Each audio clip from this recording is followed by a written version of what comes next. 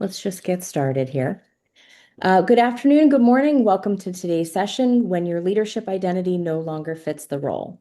In today's session, we'll guide you through what it means to have a blind spot in identity, how that might hold you back and affect your impact, how to recognize when you might have one, and what you can do about it.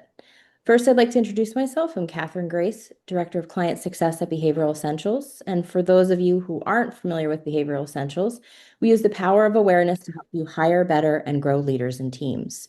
Using our tools, we help individuals and organizations make smarter hiring decisions, unlock leadership potential, and solve problems at the source. Our work is science-backed and deeply human. Today, we'll focus our conversation on concepts in the book Blindspotting: How to See What's Holding You Back as a Leader.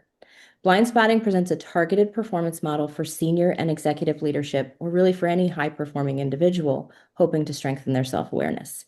In partnership with Martin Dubin, author of Blindspotting, we created an assessment and coaching program designed to help leaders uncover what they can't see and equip them to lead with greater clarity, confidence, and impact.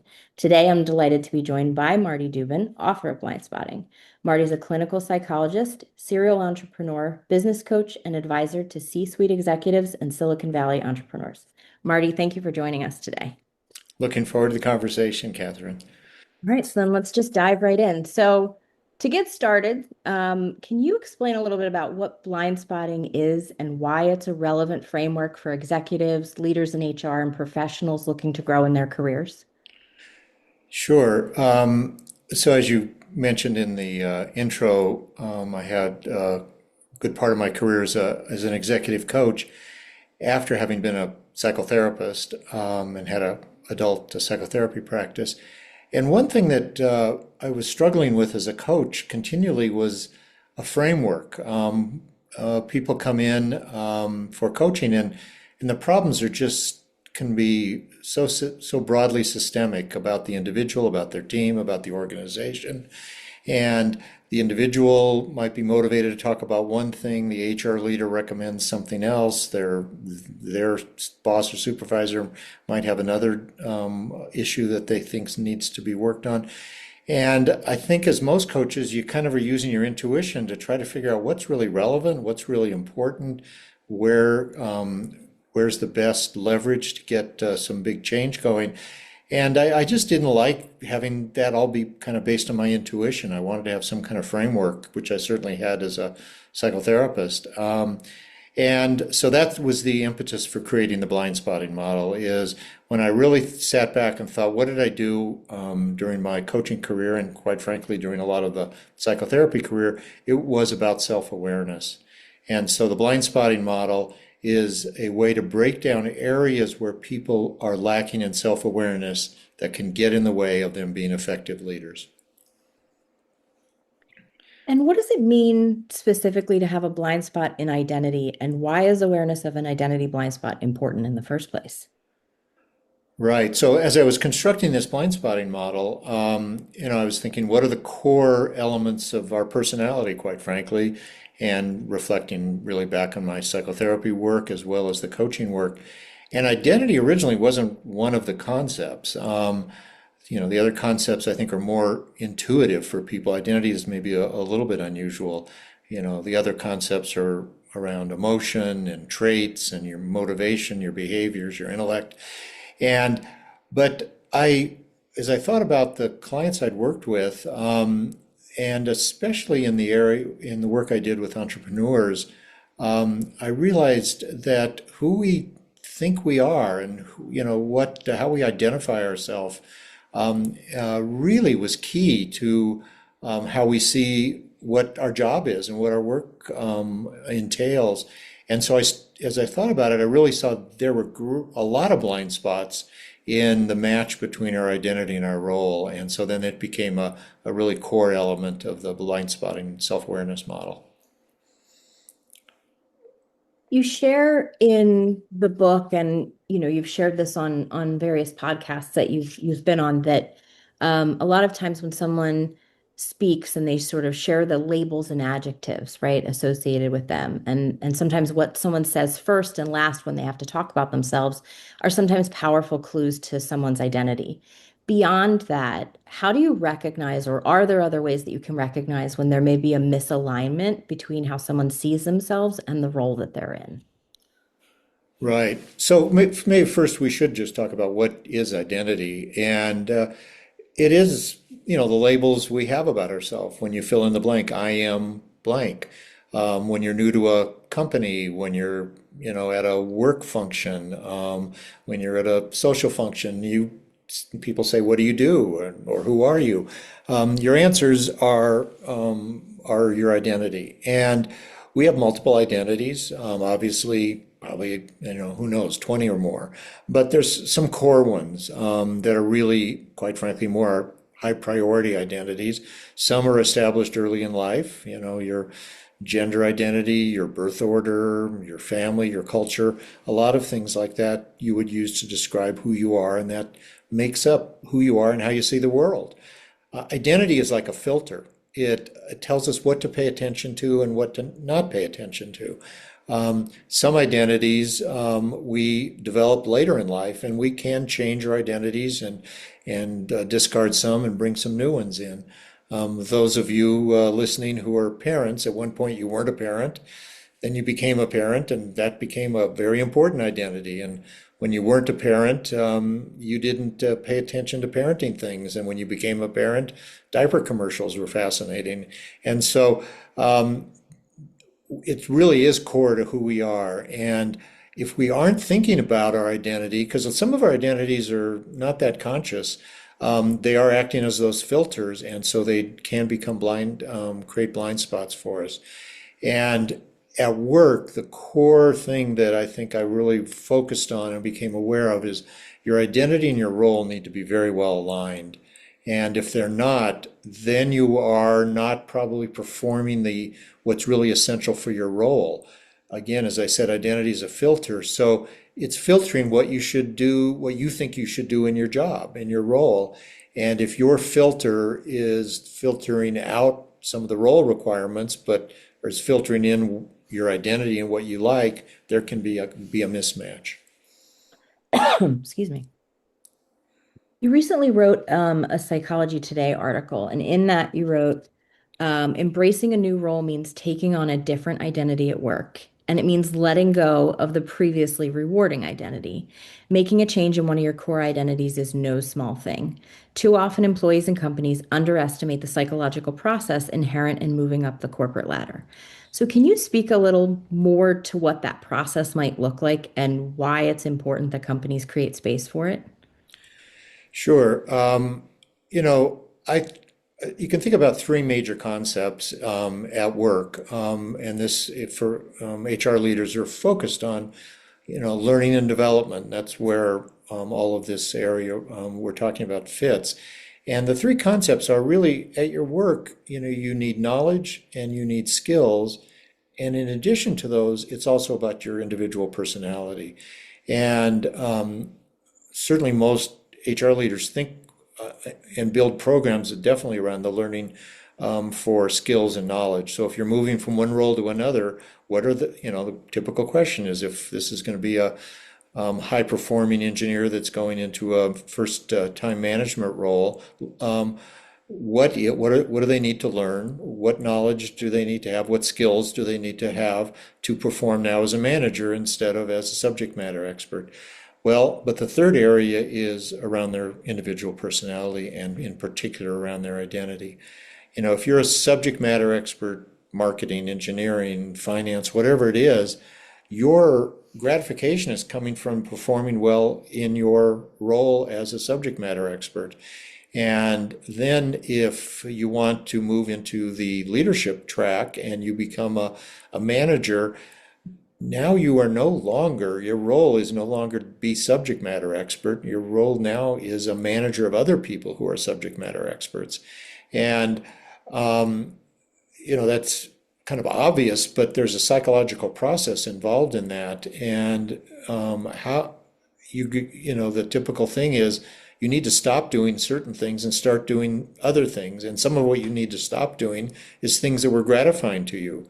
Reading the newest, article on whatever your subject matter expertise is, being the most up to date on it and developing all the skills and in technology around your particular subject. And you now need to shift and be learning about management and all sorts of different skills and knowledge. And probably there's going to be a sense of loss and a sense of grief. And if you feel that, that's a good sign.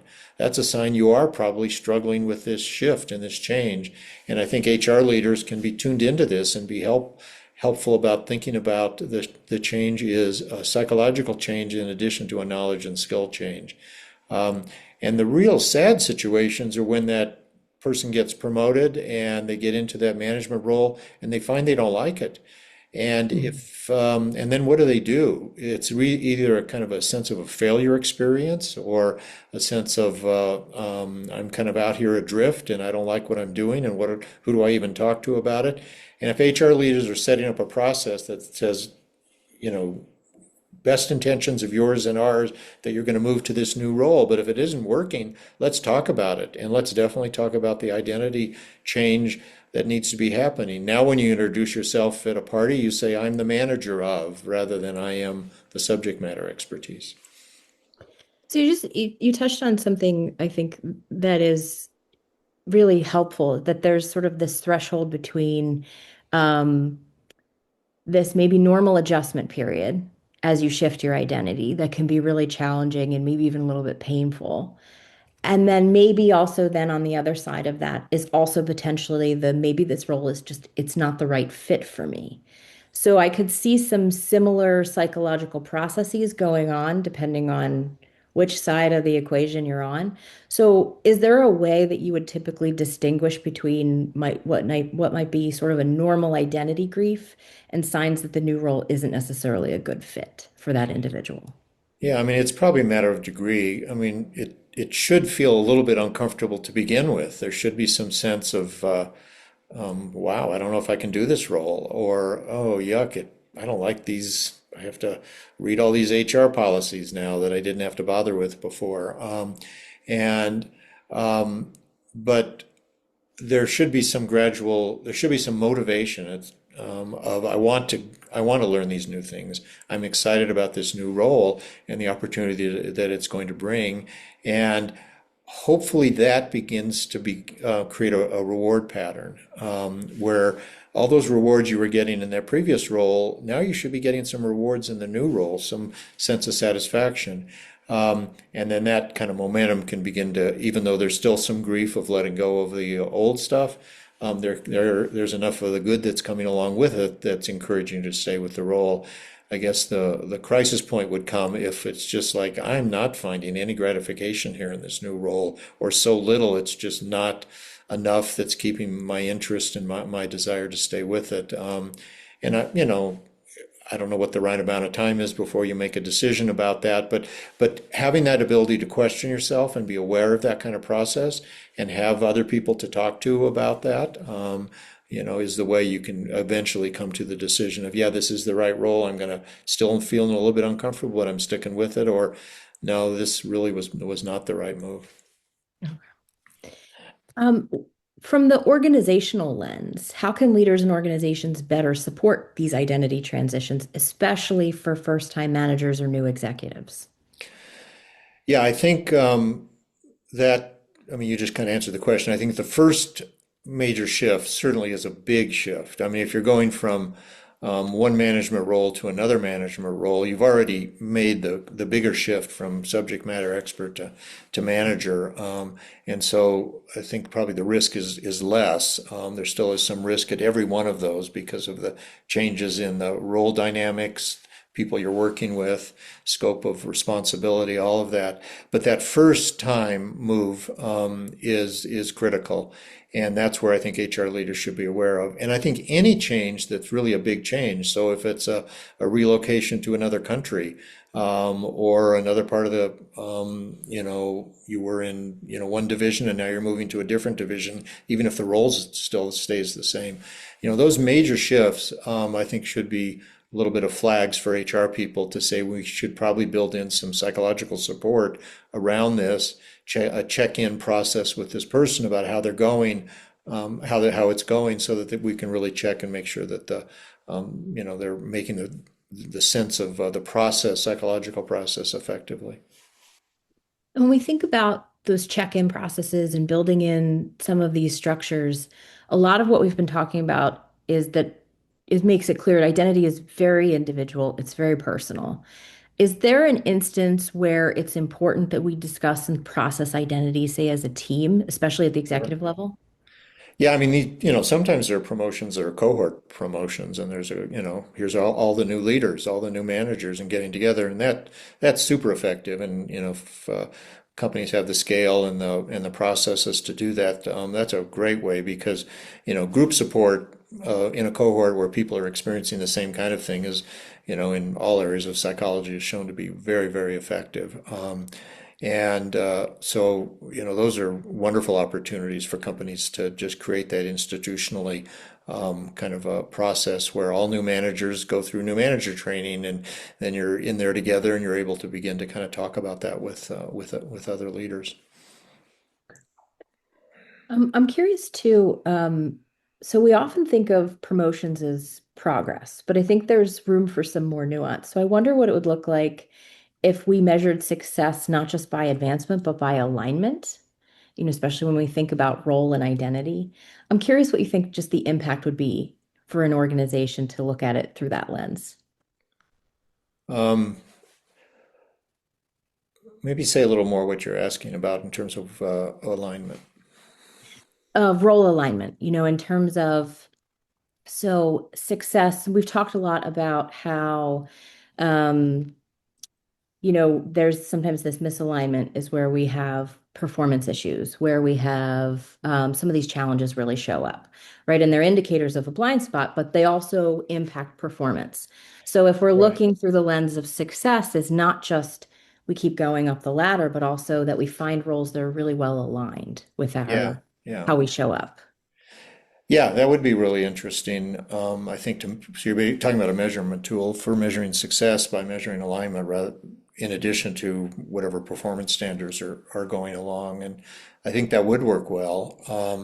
The other thing, another blind spot that is at risk in those kind of job shifts is it overusing your particular strengths. And what do you typically do in the first 100 days of a new job and you're trying to prove yourself? You're probably going to fall back on those things that brought you success in the past, particular kind of traits, and maybe just taking the subject matter expertise kind of example, maybe being very conscientious and diligent and about you needed to do that to be a subject matter expert as an engineer, and now you've moved into the ranks of management, maybe overstressing all those little details and diligence is going to cause you to become a micromanager and get off on the wrong start in those first 100 days, even though that is a skill that might produce some good performance results in terms of accuracy, you might end up, alienating your team members in doing that.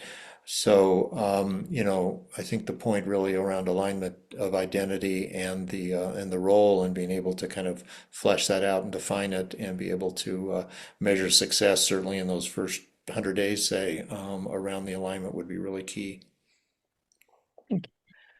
Can we speak this switching gears ever so slightly? Can you speak to how succession is impacted by identity, especially for an outgoing leader?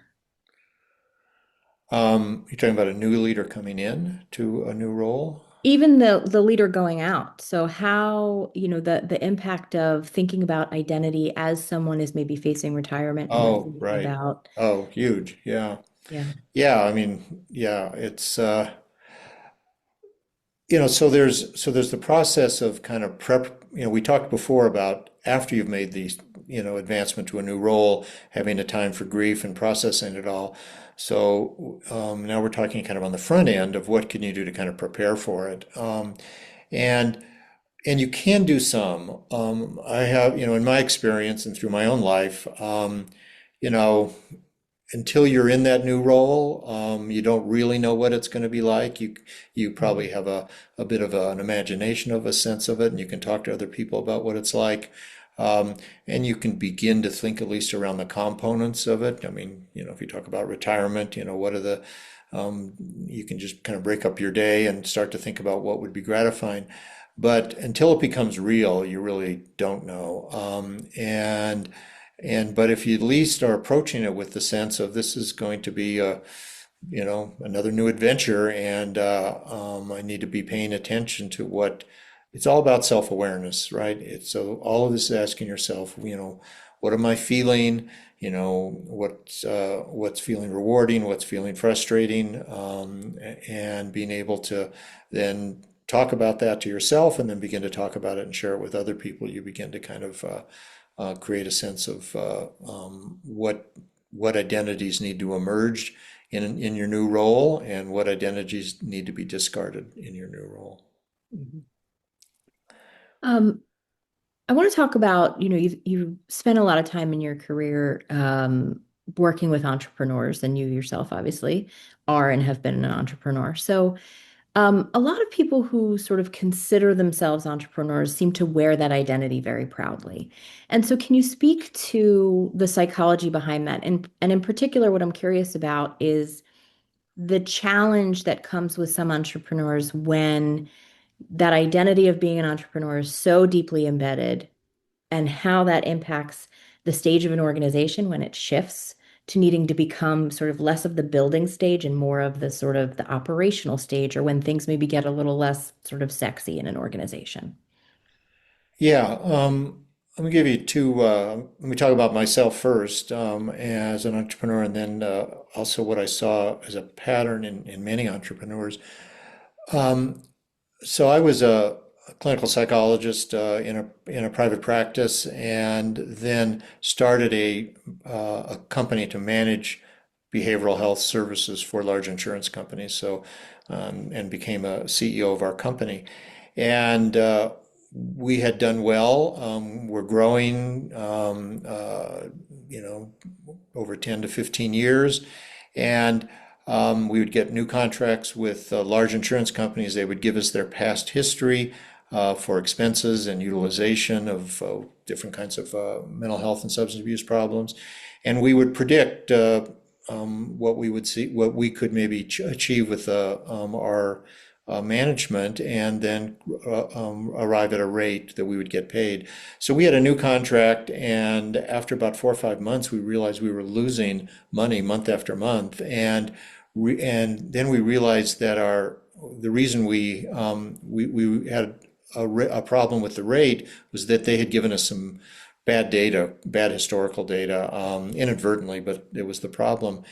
And it was existential for the company. I mean, we needed to fix it or we wouldn't have survived. And I thought about that afterwards, years later, and thought, well, at first I thought, well, it was their problem. They gave us bad data and we just needed to fix the problem. But then I thought later on, how did I allow that to even happen? I mean, I was the CEO, I signed the contract, we went through the bidding process and the, kind of actuarial analysis. And I think that my identity was as a psychologist with a business, even after 10, 15 years of running it. My identity was not as a business person with psychological knowledge. And that may sound like splitting hairs, but it's really pretty profound.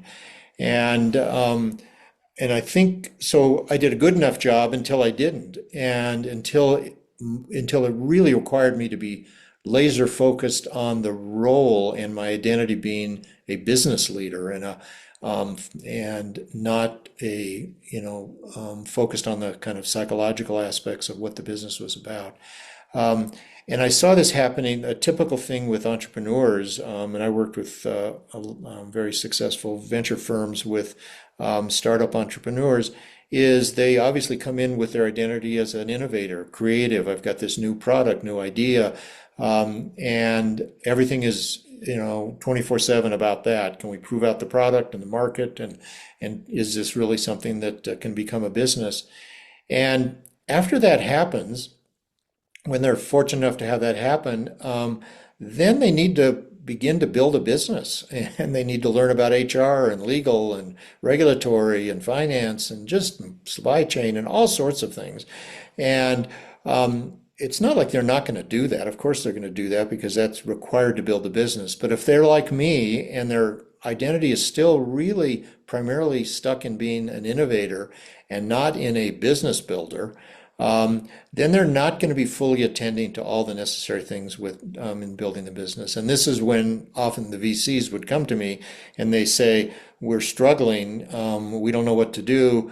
We think we need to bring in, quote, a real CEO now, and exit the founder," which is a huge problem and decision point for the company and the founder to do that. I mean, that founder has all sorts of historical knowledge about why they made certain decisions to get their product where it is. Bringing in a really experienced CEO, you're going to lose all that. And so, and this isn't about building skills about how to be a CEO. These are smart entrepreneurs. They could learn all the necessary things to be a CEO. But if their identity is still stuck in wanting to continue to fiddle with their product and make it better and better, then they're not getting challenged and interested in the business challenges, and it becomes a really painful problem. We've touched on this a little bit, so, I'm curious if there's anything additional you have to add, but what advice would you give to someone who wants to grow into a leadership role? They're not currently in one, but that's something that they're aspiring to, but they are afraid of what they might lose along the way. So you had mentioned before that, as you shift identity, sort of that awareness of there may be some things in your current role that are really rewarding and enjoyable. And so that awareness of you might lose some of that along the way. So, what sort of proactive advice could we offer to somebody who is a little, they have that aspiration to grow, but now maybe they're a little nervous about what that means for them? Well, it happens in all aspects of our life, right? You say, "I want to run a marathon," and then it's like, all right, darn, I've got to start, doing all these things to get prepared for that and sacrifice other parts of my life that were giving me pleasure. Or guess what? We're pregnant. Oh my God, what am I going to lose now being a parent that I had, in terms of independence of, just the two of us in the house. And so obviously, it's a lot about expectations about what rewards are going to come from the new role. So I think most of the time, naturally, we just prepare ourselves for that because we're excited about the new role, even if we are dreading some aspects of it, and even if we are feeling some sense of loss and grief about what the change is going to bring. But again, it's all back to this kind of self-awareness and openness to that whole process and thinking about it as a process. And most of us go through all these things quite fine, 80% of the time. I'm not trying to encourage people to be overly circumspect, but it's if things aren't working, if you're starting to feel the bumps or you're getting feedback about that, that's when this kind of process we're talking about, thinking about it, first of all, this is a process. I'm in a change experience right now, and for me to be successful, my identity, my role need to really be aligned. I need to be happy in this new identity that fits with this new role. And let's begin to kind of think about, going through that kind of process and evaluating that. I'm curious, you've talked a little bit about, especially when you were an entrepreneur, some of the sort of identities that you've had to shift along the way. But at this current stage, are there identities that you are in the process of shifting right now? And what specific practices you are using to support the challenges that come with that? Yeah, one thing that I think about with all of this is there's a line or a little part of Hemingway's "The Sun Also Rises," where these two characters are talking to each other, and this one character asks the other, he says, "How did you go bankrupt?" And the other character says, "Well, two ways, gradually and then all at once." And the message there is these identity things are very kind of nuanced, and it isn't like it happens all at once, and it isn't like the problems hit you all at once. I mean, in my example with my company, I mean, we'd been successful for 10 or 12 years and didn't have a single contract that had gone south until we had a problem, and then it was all at once, and we needed to fix it. And So I do have that in my head right now about I've moved into this more, since I've written the book, public speaking and writing, and that's nothing that I mean, I dabbled with little bits of that in my career before, but that was not my identity to be a public speaker or a writer. And so I'm first off giving myself some sense of grace about this as a process, and I need to kind of be paying attention to what I like about it and what I don't. But I'm also saying I need to be deliberate about this, not just kind of keep doing it for a while and just see what's working, because I could have that huge stumble if I don't pay attention. And so I have begun to think about, all right, what do I really want to write about, for example, and what do I want to talk about? And yeah, I could talk about a lot of things, but I'm just not that interested in these other ones anymore. Or where's this going for me? Do I have some goals and some direction, and how can I begin to create a role around this, and what are the hard edges of the role, so that I can kind of figure out really what do I want to encompass? So it sounds like in many ways kind of defining your lane, Yeah. and then being intentional about it going forward to keep you in that lane. Yeah, when you're in a company, I mean, you got to think about it that if there's a box on the org chart, it's there for a reason. It is a lane. There are things that only that box can and should do. If not, then that box isn't necessary. So you really do want to, if the company's already has some very clear definition of what's the scope of responsibility, decision making, all sorts of things with that role, you really, I mean, like, get really familiar with that. And if it's more undefined like mine is right now, and quite frankly, like many very senior roles at companies are not that well defined. The degrees of freedom of choosing how you occupy that role are huge, and without some thought about really defining the role, you're just going to gravitate towards whatever is grabbing your attention or whatever you're kind of interested in, and you may not be fully fulfilling the role. And one of the last questions I have for you is, what's a question that you think we should all be asking ourselves about identity? Well, maybe I hadn't really thought about that. That's an interesting question. I think maybe there's not a bad practice of, you know, a couple times a year, 4 times a year, maybe just even um, journaling about that. It might be very interesting to see, what you write down as your identities, and, which ones are more important to you than other ones. And watch how that kind of changes and develops over a year or several years. And being able to be kind of clear when you say, I am a blank, what does that really mean? And I don't know, I hadn't really thought about it. Maybe that is a good kind of a healthy practice. Great. Those are the questions that we have. I do have there's a couple questions here in our chat, so I'm gonna pull that up. So if anyone has any questions, please feel free to drop them in the chat or the Q&A, and we'll read them out since we have some extra time. So this first one, it's a little bit of a longer comment. So you mentioned in psychological check-ins from HR when people are switching roles, especially subject matter expert to manager. How can they do more than just check in? What would proactive psychological development look like? How can HR teams bring this awareness to the forefront of onboarding for new roles? Yeah, really good question.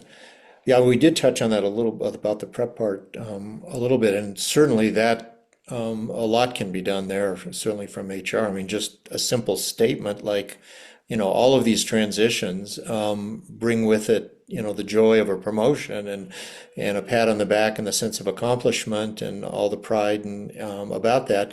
But they also bring along this challenge of adapting to a new role, this sense of grief and loss of previous parts of our previous role, the people we worked with that maybe we miss working with now, realizing and I think HR can do a lot by prompting questions, providing some maybe just one pagers that help people begin to think about that. And then individual leaders of the people in their team that they're responsible for, it's really important to set up a culture of feedback and a culture of openness to discuss. And, for a leader to say you're getting promoted and you're going to be, one of my key managers now, and aren't we all excited about that? But you know what? Tell me if you don't like the role after you're in it for 3 months, or a month, or where you're struggling. I mean, what a wonderful thing for a leader to be able to make that conversation open and rather than the employee feeling like, oh, I better not ever tell them that. They're gonna think I don't want to be here and they're gonna fire me or move me out. So to be able to create a safety for psychological safety to have those kinds of discussions, is broadly important for a whole culture within a company, but certainly at these transition points. Another another question is, um, what would you explore in an interview stage to see how likely a blind spot might be in a candidate? So maybe what are some signals that you might look for that would kind of raise your flag or, give you an indication of a blind spot? Yeah, I mean, there's a lot of ways to structure an interview around these kinds of things.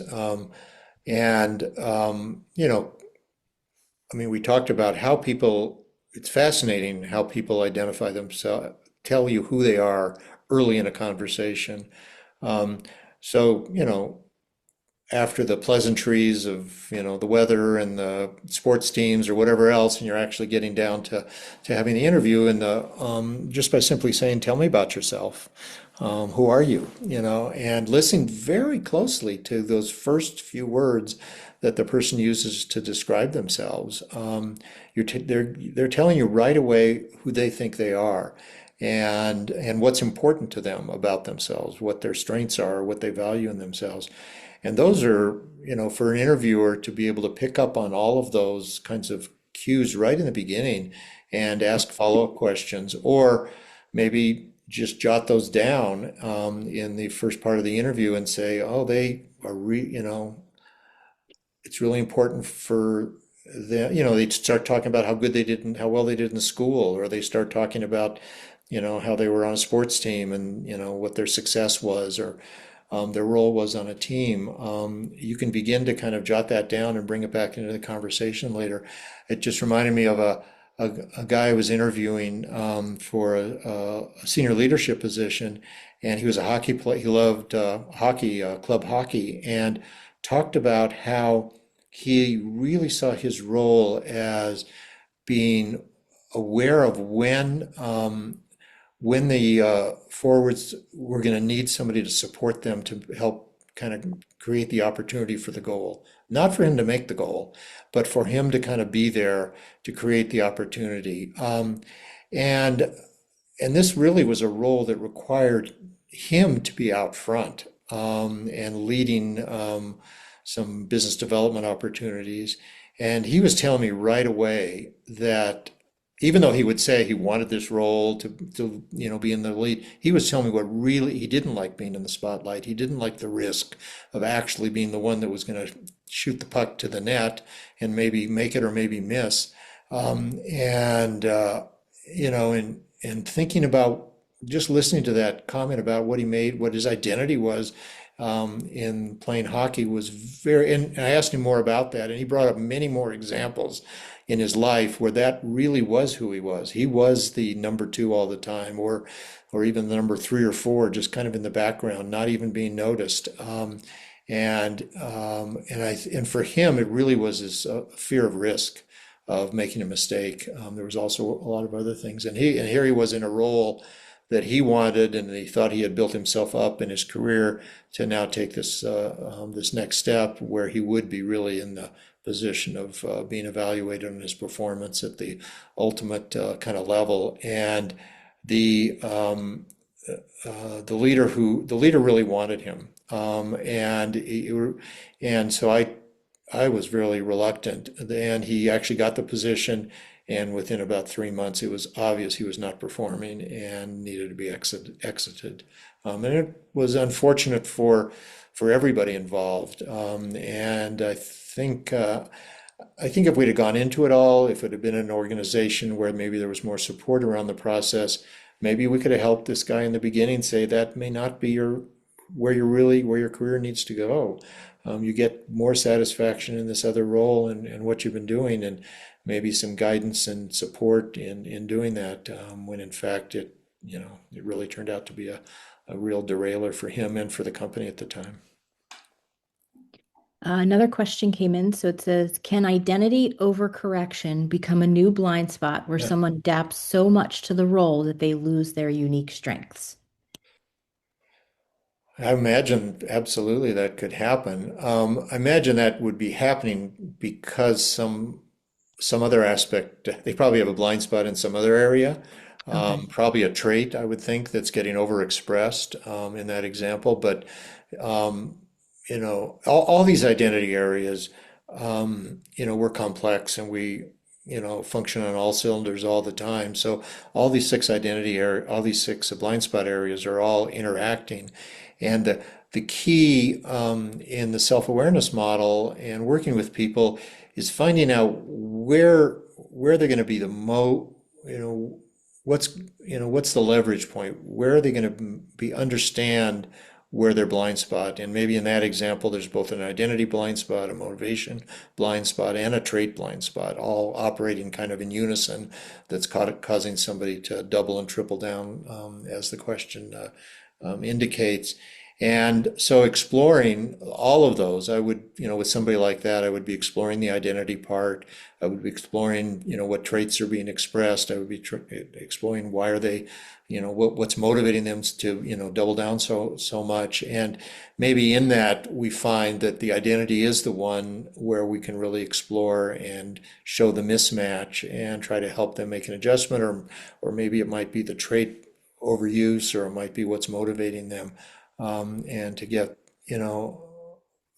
them to begin to get the awareness. And with all of this, the other part of the blind spotting self-awareness model is where to make the change. And the changes often are in behavior and in identity.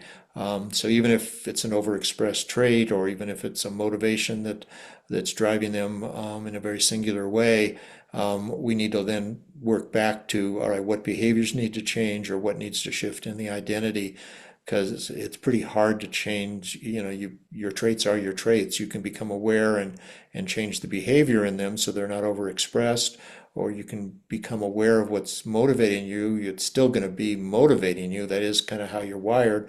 But with awareness of that, you can decide, do you need to dial it down or dial up some other motivations in addition to the one that you're singularly focused on.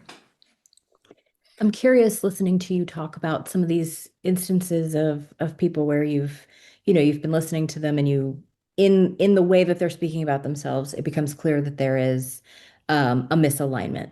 When you bring up the misalignment, is there a most common reaction? Is it most frequently sort of the light bulb moment? Is it most frequently resistance initially? I'm just curious sort of Yeah, it's a what great that sort of question. initial experience is. Yeah, it's definitely both. I mean, the light bulb moment is when the person is so frustrated and they're just, like, why is this not working for me, kind of a thing. And so that becomes a light bulb moment of, oh, it isn't because I don't have the skills, or I'm not smart enough, or or something else like that. It becomes, yeah, it's really who I see, who I am as a core person. I give an example of a book of somebody who's been kind of the identity is around speaking truth to power and kind of being on the more rebellious end of things, and then wanting to be, part of the upper management. And she really needed to come to terms with that identity because she was on the short list to get promoted and never really made the next step up. And it's because at the end of the day, the people were saying, yeah, but she's really not management material because she always wants to fight us on all these different issues.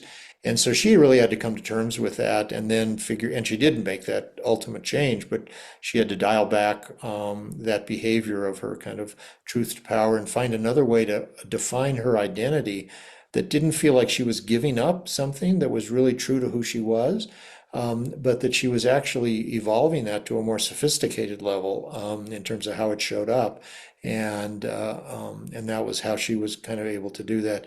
But there are people who, to your point, resist the awareness, and that is back to my point. Then, all right, let's not focus on identity. Let's focus on motivation right now. Maybe that's where the light bulb will go off. Being a coach as being a psychotherapist, in my mind, you need these two things. You need a framework to operate from of where, how you understand people and situations, and the self-awareness is a model. And then you need a model of change. I mean, how do you go about making change? It isn't just advice giving. I mean, that's helpful, but if it's just advice, Google does a better job, and AI is even going to does even a better job. We need to be focusing on how people make changes and figuring out what's the leverage point for this person to be able to make the kinds of changes they really want to make. And so you have to have a model of change and how to stimulate and catalyze change. And one more question here. So it says, I'd love to hear your thoughts on feedback within teams and even on a systems perspective. For instance, how can we support identity shifts and new roles? Where are leaders being pulled back into old activity and identity? Well, feedback, I've had leaders, after hearing my talk or a book, read the book, say, "Oh, I've got somebody on my team with an identity, with a blind spot, help me talk to them about their blind spot and give them feedback about it." And my first comment is, have you openly talked about your blind spots and allowed people to give you feedback about yours? It needs to start with the leader. And ultimately, in a company, it needs to start with the leadership at the very top of the company, creating a climate and a culture of feedback, and psychological safety for feedback, so there's not a sense of retaliation, and feedback as a part of the growth experience. The whole foundation of the self-awareness model and the blind spotting is it's non-judgmental. I mean, it's just we have errors in the system. It's just like a computer system that has bugs. The way we're built, the way our brains operate, there's lots and lots and lots and lots of psychological research on bias and misjudgment and misperception. And it's not ill-intentioned. It's just the way we filter data, as I kind of explained earlier. And so with that kind of a sense, is we're just trying to make everybody better. I mean, sports is a great analogy for business, and you're not sports teams don't sit there and beat people up because they didn't run fast enough. It's let's help you run faster or jump higher or do whatever it is, and do everything possible. And if you can't do it, then we find another role or another person. But it's not about judgment. It's about being able to create opportunities for people to make improvement. And so. It's a very much and very important to set the frame around the picture to begin with about what we're doing here is around helping each other and openness and feedback, and we all have blind spots, so we all can be helpful to each other by providing the opportunity to have greater perception. Wonderful. I think we'll give everybody a minute. If there's any more questions, pop them in the chat. Otherwise, Marty, are there any sort of parting words on identity that you'd like to share that we haven't covered yet today? No, I think it's a fascinating area. Mhm. And, it's, I mean, when I kind of started to develop my thinking about it, just for my own self, it was like thinking about the different identities I've had in my life and where they are now and where they're going, and begin to kind of look at the world through that lens is really quite fascinating. So It encourage really is. people to do more of it. Yeah, absolutely. And thank you so much for all your time, all your insight today. We really do appreciate it. And I think we'll give everybody 9 minutes back to their day. Great. Thank you, Catherine. Thank you. All right, take care. Take care, everyone.